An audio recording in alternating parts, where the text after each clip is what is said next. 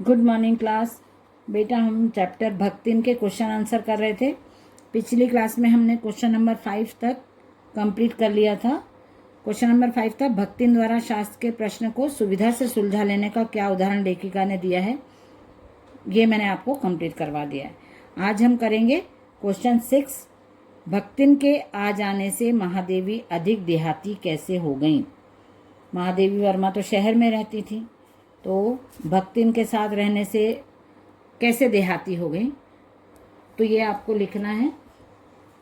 आप लिखिए, question number 6 है, भक्तिन के साथ रहते हुए इसमें दिया है साथ में रहती थी तो उनके तौर तरीके सीख गई थी। आप लिखिए, भक्तिन के साथ रहते हुए महादेवी वर्मा जी ने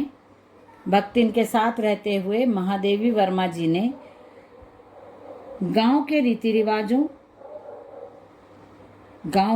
रिवाजों, बोलचाल का तरीका, वेशभूषा आदि का ज्ञान प्राप्त कर लिया था।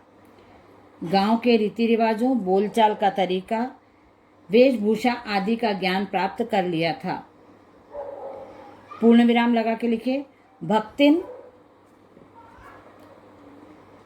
के द्वारा उत्पन्न परिस्थितियां उन्हें ग्रामीण परंपराएं निभाने के लिए बाध्य करती थीं। भक्तिन के द्वारा उपस्थित परिस्थितियां उन्हें ग्रामीण परंपराएं निभाने के लिए बाध्य करती थीं। भक्तिन के शहरी तौर तरीकों को न अपनाने के कारण लेखिका अधिक देहाती हो गई थी। अब मैंने पहले भी आपको बताया था, ये पाठ के साथ जो क्वेश्चन है ये हमने कर लिए। पाठ के आसपास मतलब पाठ से संबंधित तो हैं, लेकिन लेखक के मतलब इसमें परिस्थिति के अनुकूल जो क्वेश्चंस होते हैं वो पूछे जाते हैं, जिनको आप सिचुएशन बेस क्वेश्चन जिनको बोलते हैं, उस सिचुएशन में आप क्या करते हैं, आपके क्या विचार है, ऐसे क्वेश्चंस हैं। तो ये आपको पाठ पढ़ के ऑनवर्ड्स में ही लिखना है, तो इसलिए मैं आपको ये नहीं लिखवा रही हूँ। जैसे ये है, आलो अंधारी की नायिका और लेखिका बेबी हालदार और भक्तिन के व्यक्तित्व में आप क्या समानता देखते हैं। तो ये प्रीवियस क्लास के हैं पाठ, आलो अंधारी बेबी हालदार। तो ये भी आपने नहीं पढ़े हैं तो आप इसको तो आप लिख नहीं सकते हो, या मेरा लिखवाने से भी कोई मीनिंग नहीं हो जाएगा। फिर नेक्स्ट क्वेश्चन है, भक्तिन की बेटी के मामले में जिस तरह का फैसला पंचायत ने सुनाया वह आज भी कोई हैरतअंगेज बात नहीं है। अखबारों या टीवी समाचारों में आने वाली किसी ऐसी घटना को भक्तिन के उस प्रसंग के साथ रखकर उस पर चर्चा करें। ये सिचुएशन बेस्ड क्वेश्चन है और ये आप लोगों को अपने अकॉर्डिंग करना है, अपने हिसाब से करना है, अपने विचारों के साथ करना है, इसलिए मैंने ये नहीं लिखवाए। 2 नए क्वेश्चन मुझे मिले हैं, मतलब पाठ के आधार पर, तो वो मैं आपको लिखवा देती हूँ। तो क्वेश्चन भी मैं लिखवाती हूँ, आंसर भी मैं देती हूँ आपको। तो क्वेश्चन लिख लीजिए सबसे पहले, भक्तिन का अन्य व्यक्तियों से बुद्धिमान होना किस आधार पर सिद्ध होता है। पाठ में हमने देखा है ना कि बार बार लेखिका ने लिखा है कि वो बहुत तर्क देती थी हर बात में, या वो अन्य लोगों से अधिक बुद्धिमान थी। तो ऐसा लेखिका को किस आधार पे स्पष्ट किया, लेखिका ने किस आधार पे ये बात लिखी है, ये क्वेश्चन 1 है। तो इसका आंसर मैं आपको लिखवा देती हूँ। क्वेश्चन रिपीट करती हूँ, भक्तिन का अन्य व्यक्तियों से बुद्धिमान होना किस आधार पर सिद्ध होता है। तो आप लोग लिख लीजिए, भक्तिन हर समय लेखिका के कार्यभार को देखकर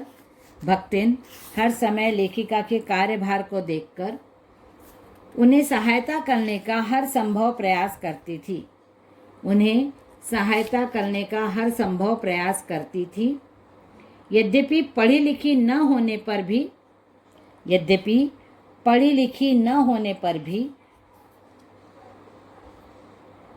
उसकी सहायक इच्छा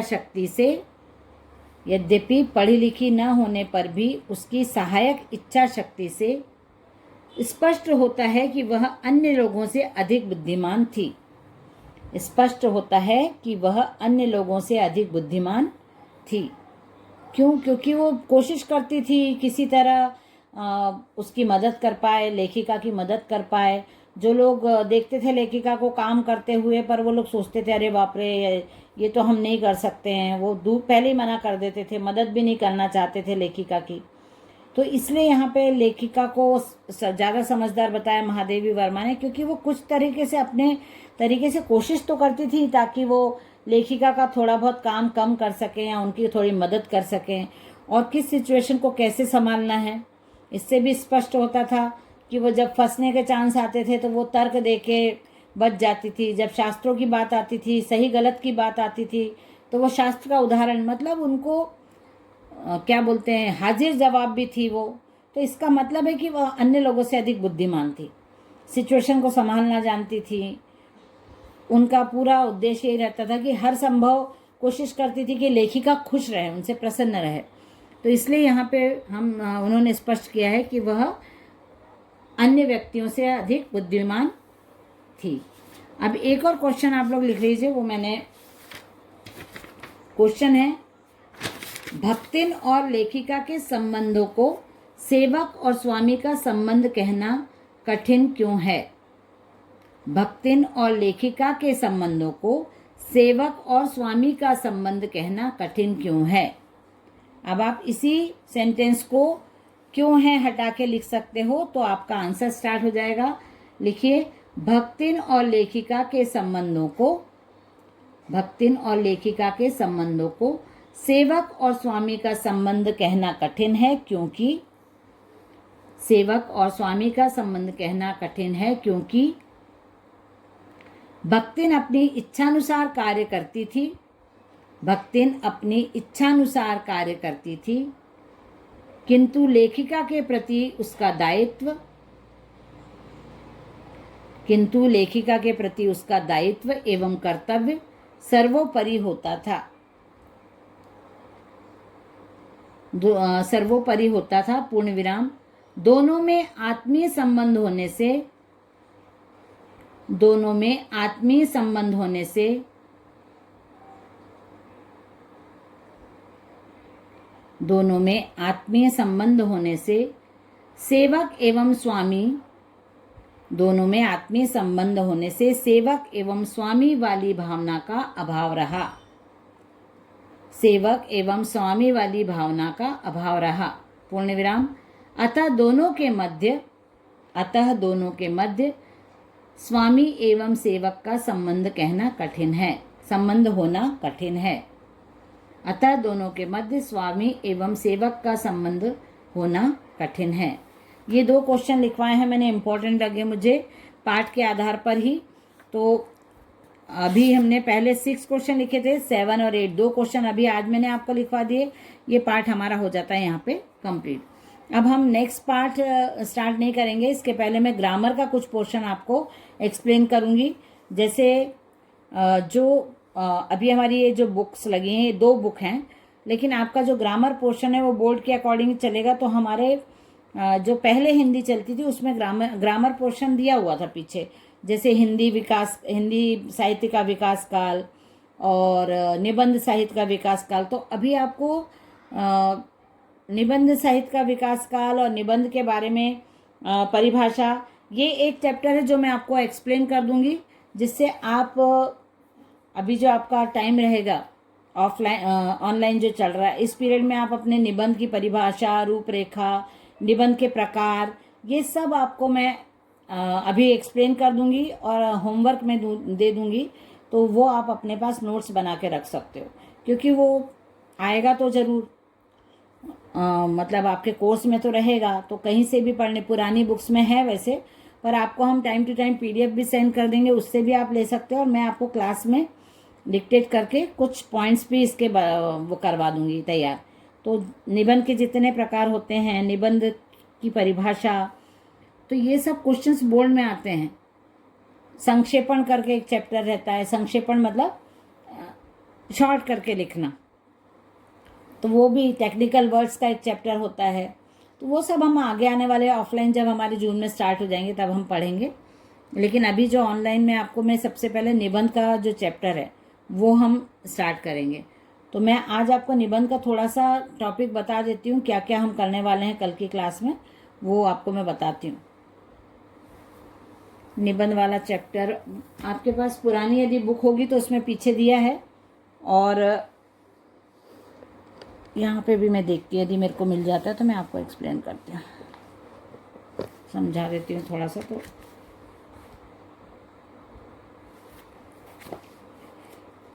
जैसे आपकी 11th में भी पीछे थे चैप्टर्स दिए हुए थे, 11th क्लास की जो बुक थी पुरानी हिंदी वाली, उसमें भी पीछे चैप्टर दिए थे, पत्र के फॉर्मेट दिए थे, और विलोम शब्द, पर्यायवाची। तो यहाँ पे ऐसा एक चैप्टर है हमारे पास, ये देखो, ये है निबंध लेखन। सॉरी, आपको दिख रहा है कि नहीं, निबंध लेखन करके एक चैप्टर है। उसमें निबंध कैसे लिखा जाता है, निबंध का मीनिंग क्या है, ये सब, निबंध का गठन, निबंध के लिए ध्यान देने योग्य बातें। उसके बाद यहाँ पे निबंध के परिभाषा दी हुई है जो आपको लिखनी पड़ेगी। उसके बाद निबंध के प्रकार हैं।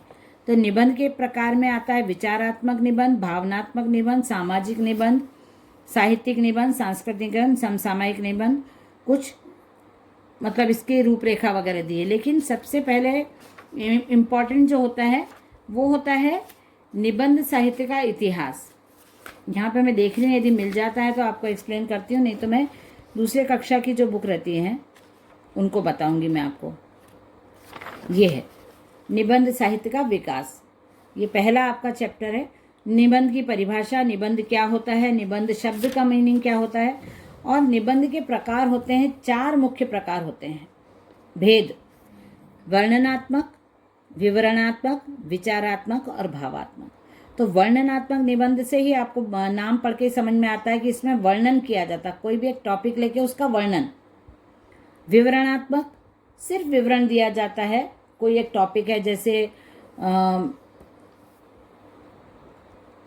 जैसे है भ्रष्टाचार, तो बस उसमें ये बता देंगे भ्रष्टाचार क्या है, भ्रष्टाचार के वो कारण क्या है, भ्रष्टाचार दूर करने के उपाय, बस ये हो गया। और वो छोटे छोटे पॉइंट्स रहेंगे। लेकिन वर्णनात्मक निबंध में यदि भ्रष्टाचार टॉपिक लिया तो भ्रष्टाचार का मीनिंग बताएंगे, उसके बाद पूरा डिटेल देंगे, मतलब पूरा विवरण, वर्णन करेंगे उसका, भ्रष्टाचार का, कैसे हुआ, क्यों हुआ, कहाँ ज़्यादा कहाँ कम, क्या क्या प्रकार होते हैं भ्रष्टाचार के, फिर भ्रष्टाचार को दूर करने के उपाय, क्यों होता है, उसके कारण, ये सब चीज़ें बताते हैं। टॉपिक्स वही, पॉइंट्स वही रहते हैं, लेकिन वर्णनात्मक में पूरा वर्णन किया जाता है, विवरणात्मक में सिर्फ विवरण दिया जाता है। विचारात्मक, इससे हमको पढ़ के समझ में आ रहा है कि इसमें किसी भी टॉपिक के लिए लेखक के विचार होते हैं, लेखक के जो अपने ओन थॉट्स होते हैं वो शेयर किया जाता है विचारात्मक निबंध में। भावात्मक, लेखक अपने भाव भी डालता है, ऐसे निबंधों में लेखक अपने भाव प्रकट करता जाता है। जो भी टॉपिक रहता है वो तो हमको निबंध के माध्यम से समझाते हैं, पर अपने विचार भी लेखक इसमें बीच बीच में डालते हैं, अपने भाव डालते हैं। तो वर्णनात्मक निबंध, विचारात्मक निबंध, भावात्मक निबंध और विवरणात्मक। विवरणात्मक और वर्णनात्मक एक जैसे सेम प्रोनाउंसिंग लगते हैं, लेकिन उनमें अंतर बहुत होता है, इसलिए मैं आपको बता रही हूँ, क्योंकि बोर्ड में इसके क्वेश्चंस होते हैं। फिर जो निबंध लिखने के प्रकार, तरीके होते हैं, किस तरीके से लिखी जाती है, उसको बोलते हैं शैली। तो निबंध लिखने की 3 शैलियाँ यहाँ पे, कुछ शैलियाँ बताई हैं। उसमें एक है समाज शैली, जो लिखने का तरीका होता है, कोई लैंग्वेज अलग अलग यूज़ करता है, कोई कोटेशन से स्टार्ट करता है, तो ये लिखने की जो शैली होती है वो सब लेखकों की अपनी अलग अलग होती है। समाज शैली में समाज शब्दों का प्रयोग किया जाता है। व्यास शैली में, व्यास का मतलब होता है विस्तार, मतलब फैला के, तो व्यास शैली से ही अपने को समझ में आ रहा है कि बहुत बड़ा बड़ा फैला के पूरा विस्तृत वर्णन करके उसको बोलते हैं व्यास शैली। ये सब लेखकों के लिखने के प्रकार हैं। विवेचन शैली, विवेचन शैली में क्या सही क्या गलत, क्यों, क्या, प्रमाण देके, प्रूफ देके, ये सब चीज़ें होती हैं। उसके बाद व्यंग शैली, व्यंग शैली मतलब ताने मारना, हंसी मजाक, कुछ ऐसी चीज़ें डालना जिससे हमको समाज पे कोई गलत काम हो रहा है समाज में, उसके ऊपर चोट करना, टॉन्ट मारना, ऐसी शैली को व्यंग शैली कहा जाता है। धारा और तरंग शैली, धारा और तरंग शैली मतलब एक ही जैसी गति से निबंध चलता जाता है, लिंक ने मतलब टूटती नहीं है, एक ही टाइप से लिखा जाता है, बहते जा रहे हैं बहते जा रहे हैं, ऐसा। निगमन आगमन शैली, तो निगमन आगमन शैली ऐसी होती है, मतलब इम्पोर्टेंट मानी जाती। जैसे निगमन शैली के अंतर्गत पहले विचार को सूत्र रूप में प्रस्तुत किया जाता है, तदुपरांत उस सूत्र के अंतर्गत पहले विचारों की विस्तार पूर्वक व्याख्या की जाती है और उसके बाद अंत में सूत्र रूप में सारांश प्रस्तुत किया जाता है। आगमन शैली निगमन शैली के विपरीत होती है, दो अपोजिट शैलियां हैं, दोनों को अलग अलग रूप में प्रस्तुत किया जाता है। तो ये हम लोग कल से पढ़ेंगे। इसके बाद ये वाला मतलब ये आपको इम्पोर्टेंट करवाने के बाद फिर मैं आपको इसका वर्क भी दे दूंगी, एक्सप्लेन भी करूंगी निबंध हमको कैसे करना है। ठीक है, चलिए बाय एवरीवन।